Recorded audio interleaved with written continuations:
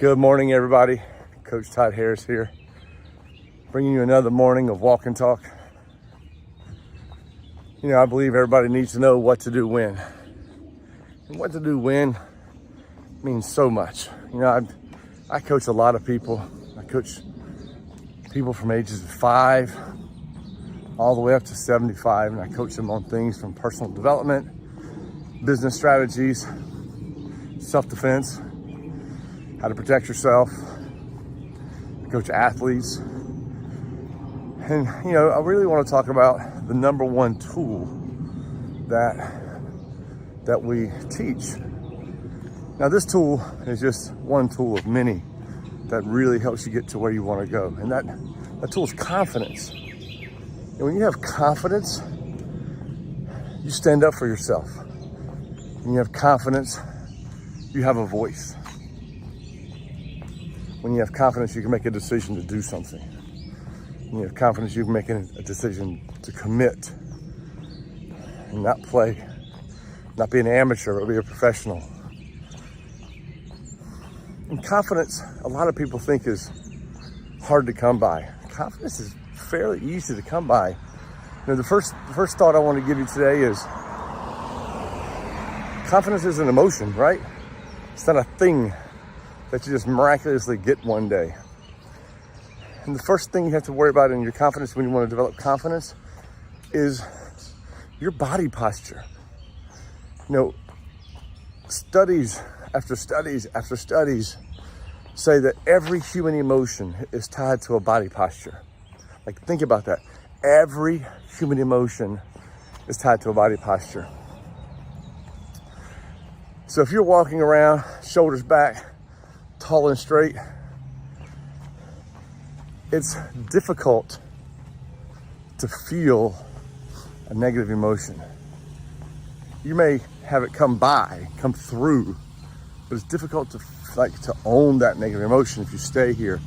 If you watch yourself when you have a negative emotion, shoulders slump, body goes forward, eyes do a certain thing, face does a certain thing.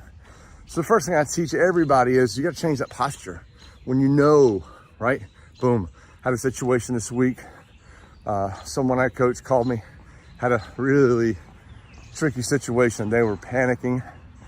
And I said, what's the first thing you need to do? I don't know. And they know. And they shifted their body posture. I said, shift your body posture. Sit up straight. You know the answers to what you need to do.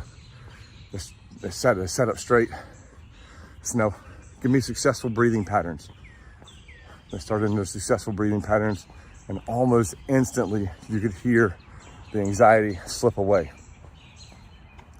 And they're like, okay, now I think these are the things we can do. Well, you got to get yourself into a confident state. First is changing your body posture.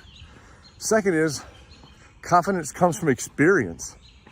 Doing things that you're successful at, or doing things that you fail at, and you learn from that. Too many times as parents, we're trying to make sure our kids never fail, never have successes, when we need them to fall on their face sometimes. We need them to fall down and scratch their knee and not run over and go, oh my gosh, are you okay? Just look at them and go, you got this. And let them know they got it. Build that confidence inside of them. You know, when I work with business professionals, they'll call me and go, oh my gosh. And I'll just say, hey, did you fall down and scrape your knee? Yes. And I said, what do you focus on? And they'll go, scrape on my knee. I said, that's right. Don't focus on the scraping your knee, because when you focus on the scraping your knee, the pain gets more intense. The situation happened. Learn from it. Get the data from it. And then move forward. Teaching people to have this confidence in themselves will ward off negative energy, wards off negative people. You know, when you're working with school-age kids, confident kids don't get picked on. They don't get bullied. Confident people make better decisions. Confident people do better in sports. The book we're writing right now, The Farming Parent, talks exactly how to do that. You know, there's these helicopter parents that just watch over their kids, like there's hawking them. There's bulldozer parents that you just take out all the obstacles in life And I believe as a parent, you got to be a farming parent, right? And what does that mean? I strategically place the obstacles in my kids' life that they need, that will give them the success they need. You know, I look at number 4, our fourth, our youngest. So there's a couple of obstacles that she didn't want to do. She didn't want to try out for the elite volleyball team. Daddy, I'm not good enough, I'm not good enough. I said, no, we're going to do it. She didn't want to do it. She fought, bickered. Dad, I'm not good enough. No, we'll change that posture. Change your breathing. If you were on gold, if you're on the elite team, what does that look like? What posture does that person have? All of a sudden they're like, oh, okay, I got this. I got this. And we just shifted that mindset, 2-3 minute conversation, got in the car. I could still see some nervous energy. I let her work through the nervous energy. She got to volleyball, did amazing at tryouts. Get the email the next day, you made it. I know too many people that would have been like, oh, you know, you don't feel like you're prepared for that. It's okay, we don't have to do it. You don't have to do it. You want to make a diamond, you have to put cold under pressure. We have to be under pressure, and we have to put the pressure on ourselves. And we have to teach ourselves, as well as our children, that pressure is okay. Pressure is okay, as long as it's a strategy on how to get through it. And we're teaching them how to get through the strategy, not just throwing them into a fire. We walk them step by step. So just want you to know, that's the first thing, right? Confidence in yourself here, and confidence in yourself in your heart. But you gotta know. So are we instilling that in ourselves every day? By the language we speak about ourselves? Are we instilling that in our children every day? By the way we speak to them? Are we instilling that into our children every day by the way we teach them to speak to themselves? Are we instilling that in ourselves as adults every day by the decisions we make, or giving up on a project because it's a little too hard, or when we work through it? We got to work through difficult times. We have to have difficult times, right? We have to have those difficult times to believe that we can.